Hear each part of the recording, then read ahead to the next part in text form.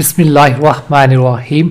हज़रत वहीब रज़ियल्लाहु अन्हु बिन काबूस रज़ियल्लाहु अन्हु एक सहाबी हैं जो किसी वक्त में मुसलमान हुए थे और अपने घर किसी गांव में रहते थे। बकरियां चराते थे। अपने भतीजे के साथ एक रस्सी में बकरियां बांधे हुए मदीना मनोरा पहुंचे। पूछा कि हुजूर सल्लल्लाहु ताला अलैहि वसल्लम कहाँ तशरीफ़ ले गए।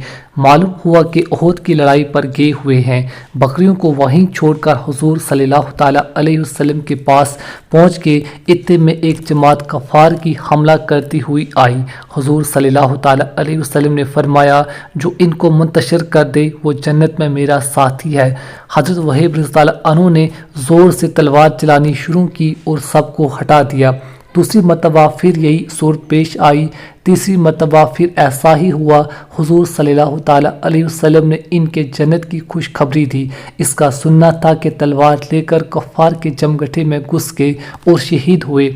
हज़रत साद बिन अबी वक़ास रज़ियल्लाहु अन्हु कहते हैं कि मैंने वहीब रज़ियल्लाहु अन्हु जैसी दलेरी और बहादुरी किसी में भी किसी लड़ाई में नहीं देखी। और शहीद होने के बाद हुजूर सल्लल्लाहु ताला अलैहि वसल्लम को मैंने देखा कि वहीब रज़ियल्लाहु अन्हु के सरहाने खड़े थे और अरशाद फरमाते थे कि अल्लाह तुमसे राज़ी हो, मैं तुमसे राज़ी हूँ।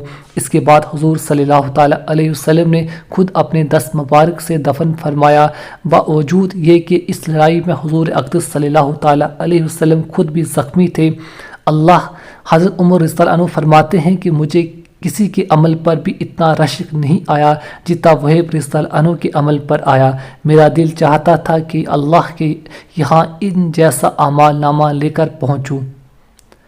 इन पर रश्क इस खास कारनामे की वजह से है कि जान को जान नहीं समझना, वरना खुद हज़रत उमर रज़ियल्लाहु अन्हु और दूसरे हज़रात के दूसरे कारनामे इससे कहीं बड़े हुए हैं।